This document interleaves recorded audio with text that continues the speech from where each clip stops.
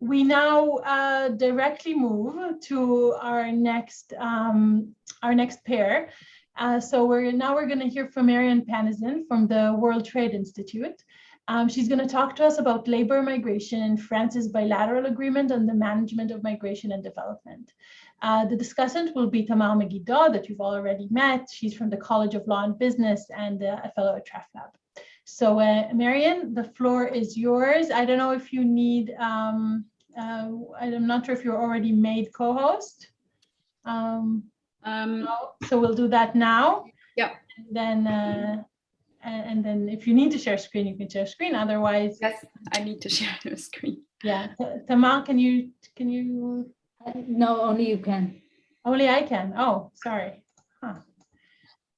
I'm doing that as we speak, and you are co-host. Thank you. Sorry for not doing that earlier. So you're co-host now. You should be able to share screen. Yes, thank you. So good evening. I would like to take you to France. I'd like to take you to France's agreements on the joint management of migration flows. The abbreviation in English is AGM. Why? Because it allows me to do two things. So I'm focusing in a little bit here in my presentation from my broader analysis in the paper. I won't be speaking about the Swiss migration partnerships nor comparing them to the French case. I would like to focus in on the AGMs because this allows me to talk a little bit about my field research, which I did between 2009 and 2011 in Cameroon, Senegal, and France. And also I would like to focus in on these agreements because perhaps you remember yesterday's graph from Adam and Bartosz, where you could see that between 2005 and 2009, there was something like an escalator or some stairs going up dyadically, both for Europe and for Africa. And this is exactly where these agreements come in. And my question tonight would be, how do the AGM affect the quality and the quantity of Euro-African labor migration? At which level of law do they intervene? A little bit mirroring the study that Risha Shivakoti did on multi-level governance in Asia. And the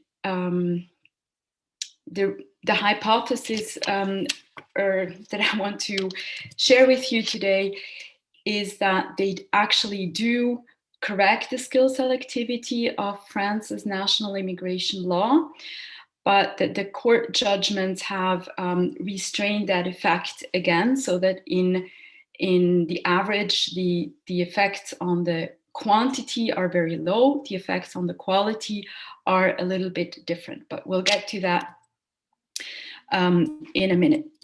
So situating my research, you all know the BLM-BMA life cycle developed by IOM, Piazziri, Vikram Sekara. We talked yesterday, and I think Hila and Yael's paper also is a very good example of the negotiation and the drafting. Tomorrow, Avinoam and Yael will also talk about the drafting stage. My paper is in the implementation phase. So how have these agreements been implemented? And within implementation, I'd like to distinguish monitoring or review of the agreements, which usually takes place through intergovernmental committees between France and the partner country annually or every 2 years. But I would like to focus on judicial review of some of their provisions by French administrative courts, even if there are very few examples and they're all related to the agreement with Senegal, they are very interesting nonetheless. So briefly, the chronology, you all know the first generation, second generation conundrum on bilateral migration agreements. We situate the French AGM within the second generation because there are three-pronged agreements where labor migration together with solidarity development and co-development chapters are a means or an initiative to get the partner country to cooperate more intensively on combating irregular flows, signing into readmission agreement, increasing cooperation on return and anti-trafficking and anti-smuggling. In the case of Western North African countries, also joining border control, allowing, for example, for EU Frontex operations to prevent migrants from departing the Senegalese or whatever territorial waters. So this is where they situate themselves. Nonetheless, my question is whether labor migration deserves a self-standing legitimacy, so to say, or is it just a bargaining chip within that broader, within these three prongs. However, tonight I really want to focus on the legal provisions, because this other question of the interlinkages between the three chapters is more of a political, economic, and also economic question. So you can see in this slide that France has 7 such agreements with Western and North African countries, signed between 2009 and 2011. And one of their key features is that they operate quotas, but quotas are not quotas. You have for skilled categories of work permits, so the young professionals and the skills and talents cards, you have caps. So these caps are basically a way of France and the partner country agreeing that there shall not be some kind of brain drain, or that the labor migration should not deplete resources. Then, at the other hand, you also have minimum benchmarks. So if you read the agreements, you can see in the text that sometimes they say, especially for the categories of salaried workers and temporary workers, that France should heighten its effort to annually allow for at least 1,000, 1,000 in the case of Senegal, or 3,500 salaried workers in the case of Tunisia. Now, I have not been able to develop my research further yet to see whether these quotas have been filled annually or what has happened to them. But there is a pretty critical, very small scale literature on them. And the interesting fact too is that France has not been able to multiply the conclusion of these agreements towards other countries that sent migrants to France since around 2011, 2012. So in my next slide, I want to briefly, So we're not only talking about quotas. The work permit system is very complicated, and there are preferential treatment through the AGM towards vis-a-vis the French immigration system in at least 3 other ways. One is to extend and renew, of course, the permits that already exist. Seasonal permits, young professional permits can be extended or renewed in ways that the national immigration law, the national theme towards third countries does not do. Very important is that these AGM can also eliminate certain tests. So with the skills and talents card, if you're a Senegalese manager, director, or executive, your case will not be individually assessed by the French prefect that is in charge of giving you the passport, talent et compétences. Instead, you will just be handed that admission card.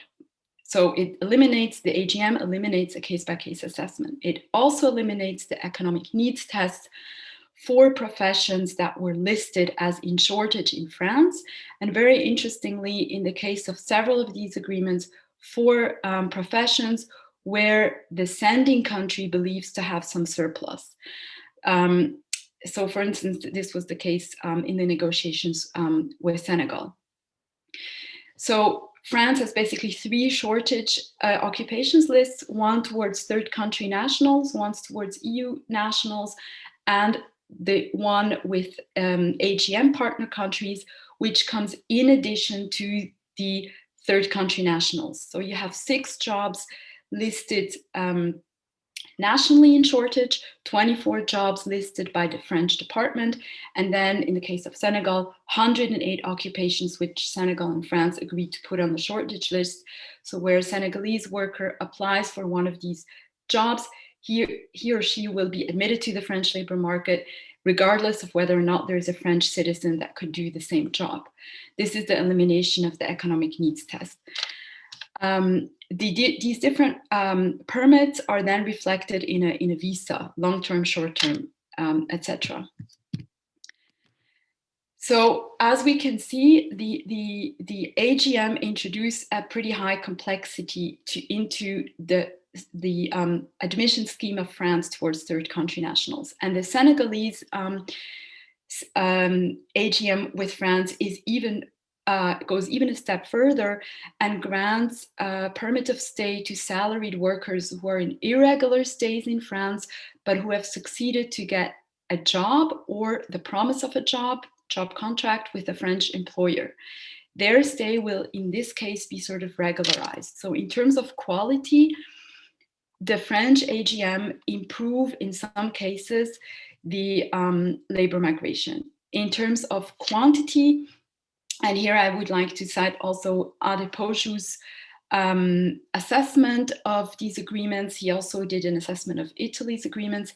They really reflect only the median flow that is already occurring between France and these countries. The quotas do not really go further.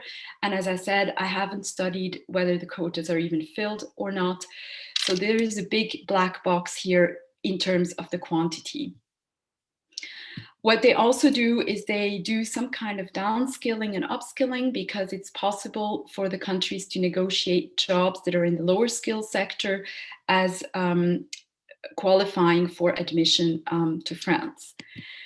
So in conclusion, we can say that France's AGM intervene at the quality and quantity of labor migration flows.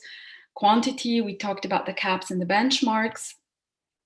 Quality, there's both a mix of high and low skilled.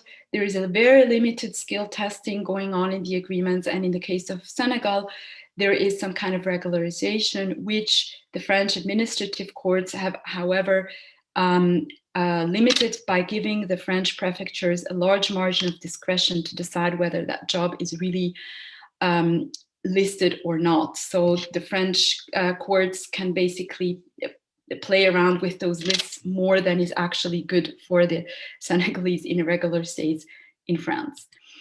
And to situate this into the broader context of the global migration compacts, for instance, the bilateral level is still a level that is shrouded a little bit in mystery as to what it does in terms of quantity and quality of the flows.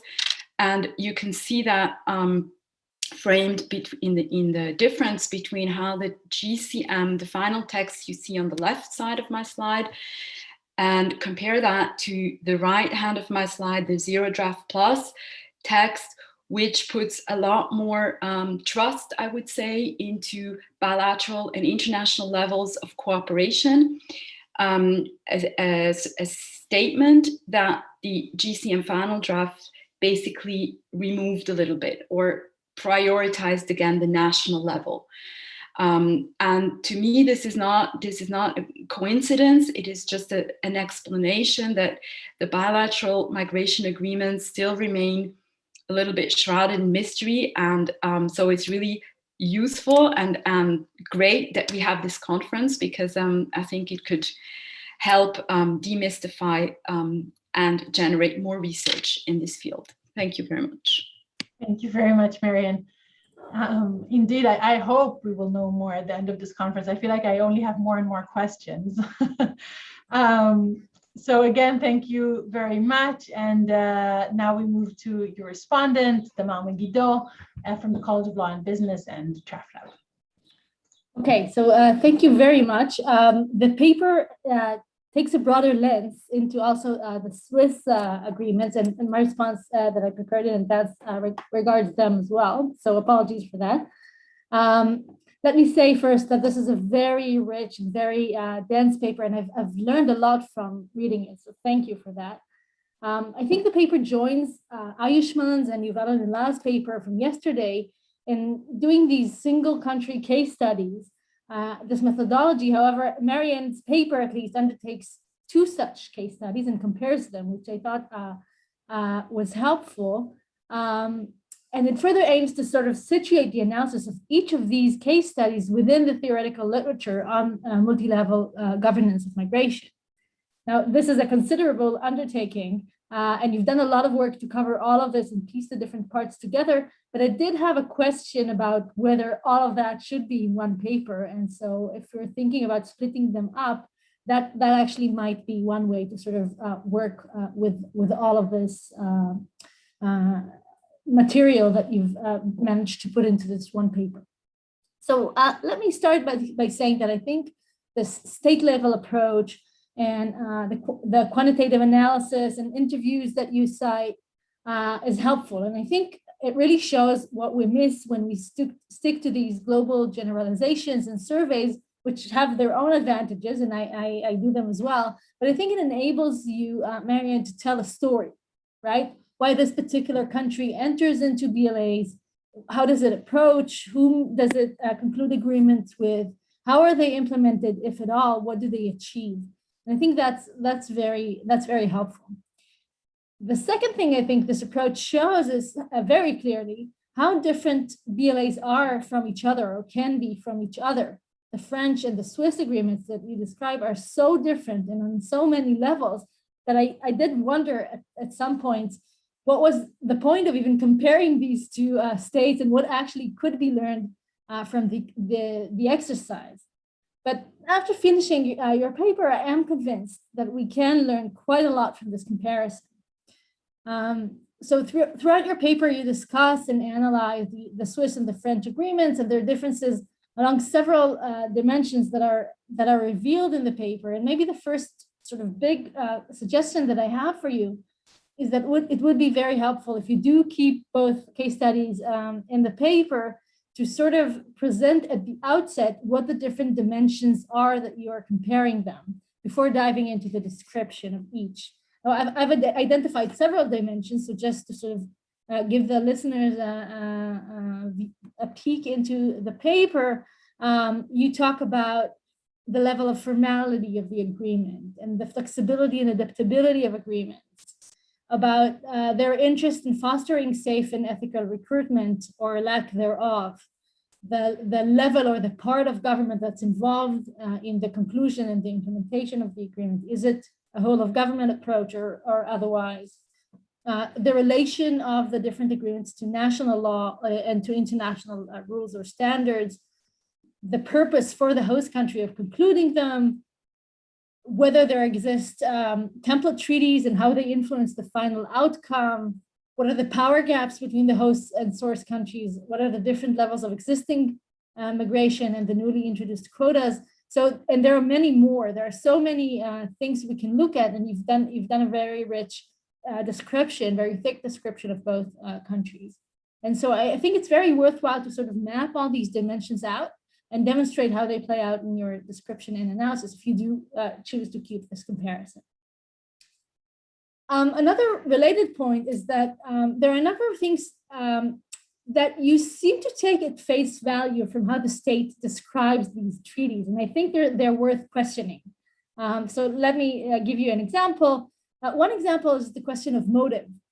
So you say that Swiss BLAs are humanitarian/development driven, and that they take more seriously the source country's interests, trying to sort of generate a win-win-win situation, right, for both countries and the migrant workers.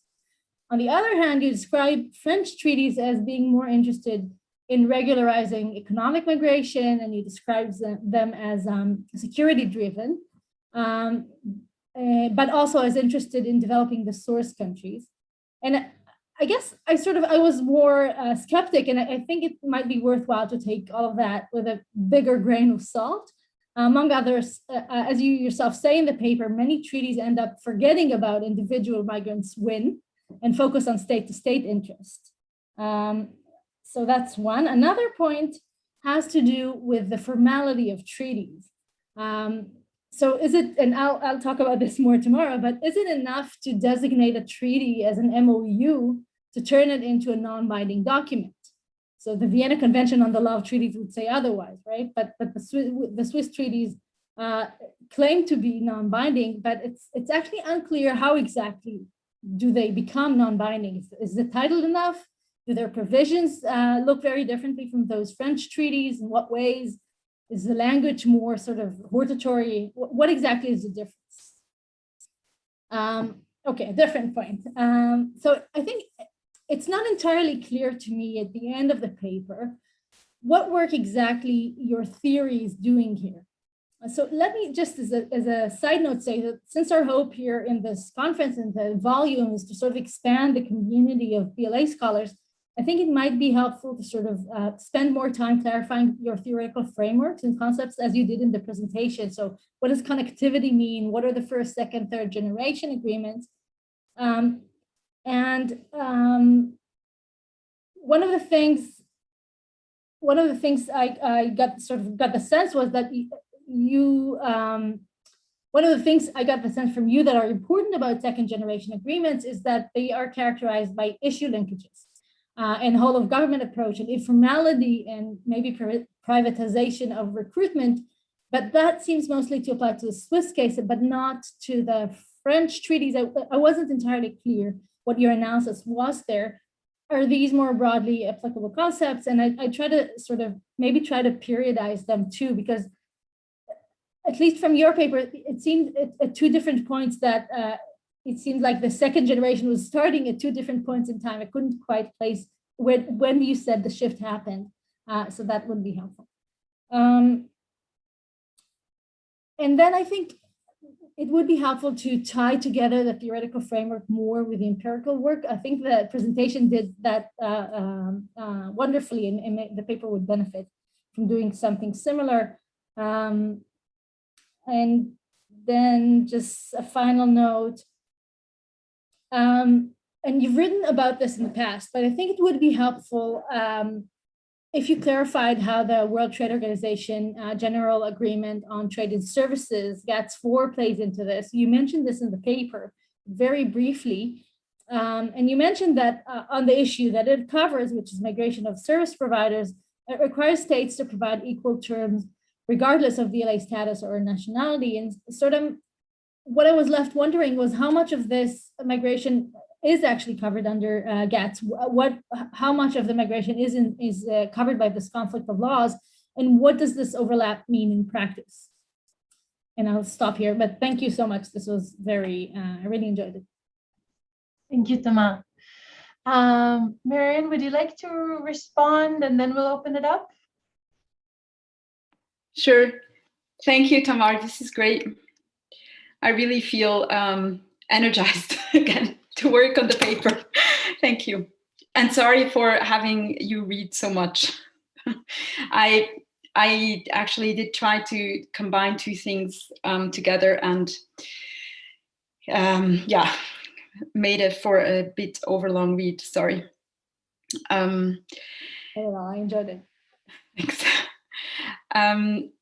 I really like your point about trying to periodize, to build a little bit on a chronology, because I think it's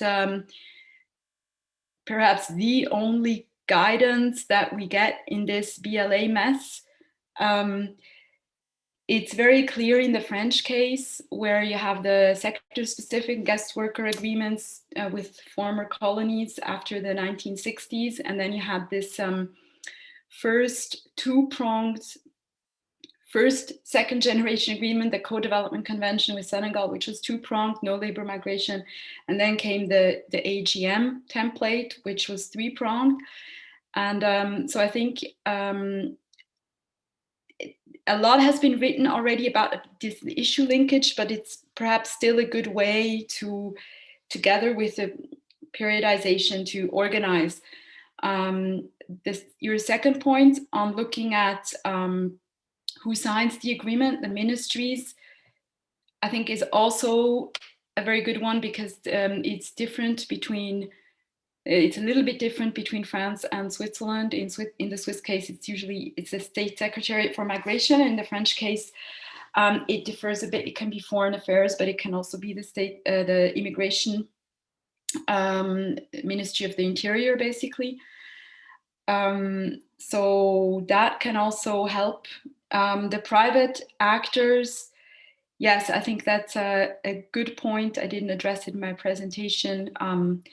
So the Swiss try to do something for labor migration without actually letting anyone in through their Swiss mobility partnerships by outsourcing sort of internships to Nestle company, which operates in Nigeria, and then in return, the Nigerian government cooperates in readmission. Or another example is with Sri Lanka, where Switzerland delegates to the ILO Fair and Ethical Recruitment Program to help Sri Lankan guest workers have no recruitment fees when they move to the Gulf states. So it's a very indirect way of playing on this migration and development and labor card without actually changing anything about the Swiss immigration law to allow a sort of a bilateral to modify some of its rules. So I think, Tamar, this is a really good point. On the theory, I have actually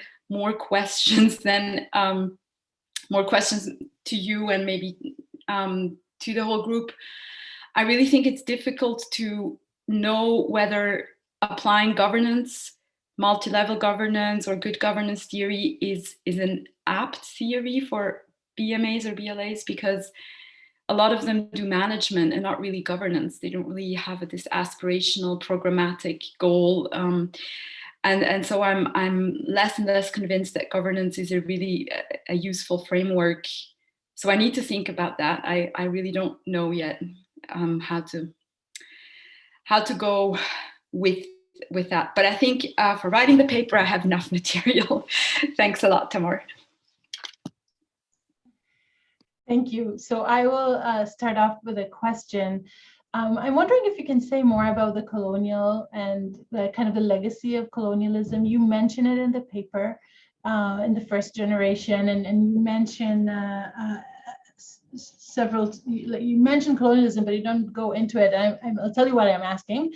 When we were reading the different BLAs, Yuval and me, and for our paper, at first we had this idea that maybe different relationships between countries would produce very different BLAs. So countries that had a colonial relationship would have different BLAs than countries who are neighboring or who are neighbors, and will have very different type of BLAs in countries that are just, in different parts of the world and have no particular shared history. We didn't find that eventually, but admittedly, we did not have a French speaker on our team, and that's the next step that we want to do, is actually have someone read the French the BLAs of France, and also in French language, which there are several countries.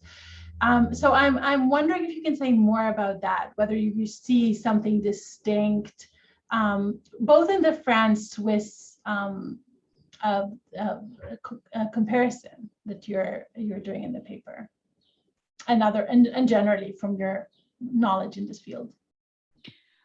Yes, thanks. It's a very interesting question. And I don't know if you studied Italy or Spain, because for them it's a little bit similar, apparently.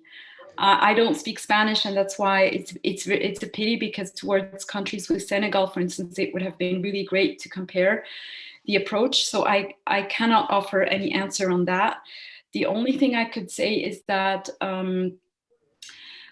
one of the rationales in signing the AGMs or creating this template agreement and then applying it across the board to all, with the exception of Morocco and Algeria, trying to apply it to all. I mean, Mali resisted, still resisting, Cameroon is resisting. One of the idea was to eliminate the colonial and the post-colonial preferences. So there were conventions, there still are conventions, and I don't really understand if some of them have, if the AGMs have put them out of force or not. That's another question. But one idea was really to create an equal level playing field, and probably EU external migration policy, the GAM, the global approach to migration and mobility played a certain role, and the EU mobility partnerships in pressuring France to really come into the EU family and create an equal level playing field towards the EU neighborhood countries. So there's an intrinsic French motivation, but there's also an extrinsic motivation for that. Yeah, I think that's, I'll stop here because, yeah, I think that's all I can say. Thank you very much. Avinoam, let's take Avinoam and Adam together if that's okay, and then have you respond. So Avinoam. So quickly, I actually did study the Spanish BLAs that I think are quite similar to the French ones.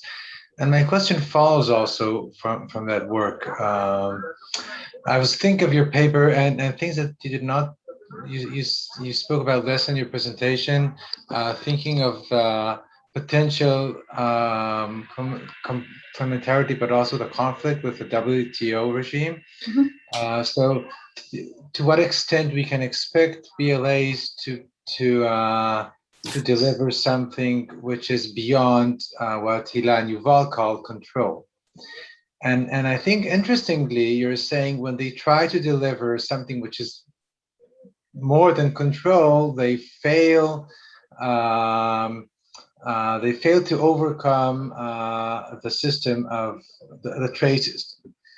And so the question is, perhaps that brings a different light to like the more to the like the gloomy take of Hila and Yuval on bilateral labor agreements. So perhaps my question is, does your analysis say that possibly control-oriented BLAs that have potential positive spillover effect, as Yuval said in the end of their presentation yesterday, was actually an overall a better outcome than a governance-oriented regime that covers very little and then overrun by trade considerations.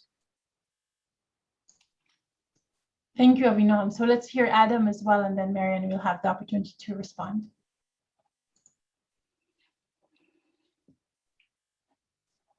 Sorry, you just broke up for a second. Were you asking me to talk before? Yes, sorry, okay. Yes, please go ahead. So first, I found this fascinating in part because, as you alluded to at the start of your talk, France is I think the leading signer of BLAs and, is responsible for this sort of big jump in BLAs. But as someone that I don't speak French, and so I actually didn't really know exactly what was going on in some of these agreements, even though I have copies of them. And so to understand the change that took place in French policy is really interesting. I had two, and Swiss as well, but two questions that came out of it for me. First, on the French specifically, learning that part of what's going on is really laying out quotas and categories of workers, et cetera. It really feels like the French system is setting out an immigration structure that's kind of similar in many ways to the United States system, in which we have different categories of visas for different kinds of workers that then are capped by different countries and regions, et cetera. But we do it entirely on the caps and job side, basically unilaterally and not through the BLA. Mm-hmm. And so you could create the same structure that France has of 100 Senegalese students, 300 Tunisian engineers, whatever, by just setting those quotas. And so to just a little more on why to recreate post-2007 this through BLAs instead of just purely unilateral. Then second is one other thing that really stood out to me that I've heard less about is the mention that in your paper that part of what France was doing was concern over brain drain when they set the categories of workers. And I wonder to what extent that's like paternalistic, like France is saying, we don't want to take your doctors, versus Senegal and Tunisia and the other countries you discuss asking France to set those restrictions in place. In that I feel like hear much less about brain drain as a concern motivating the receiving state during the negotiations of BLAs. But anyway, a lot of detail here and very rich and interesting. Thank you. So Marian, to you. Thank you very much for both interventions. They're very challenging. I'll go first with Adam's points. Yes, I think you're right about the brain drain being a paternalistic or sort of a fig leaf for trying to do something on migration and development. In the list, in the occupational shortage list between France and Senegal, for instance, you have midwives and nurses are listed, but no doctors and no other kind of medical profession technicians. I'm sure Senegal has and perhaps would like to export. A very interesting point is also that being admitted on the labor market through a bilateral agreement like with Senegal does not yet mean that you can exercise your profession as a medical doctor in France. So you are admitted, you can work in a hospital in France, but you will not be able to open up your own practice. And this is why a lot of Senegalese workers then migrate to Switzerland, because in Switzerland they can join the professional associations that the necessary step to open a private practice. So this is just to say that there is probably evidence that this is not really for the right reason, these caps that you mentioned. And I thought it very interesting that the US operates a similar system with caps and work permits, visa, and this whole intricate thing. And I'm wondering if it's working. I mean, if the caps and benchmarks, and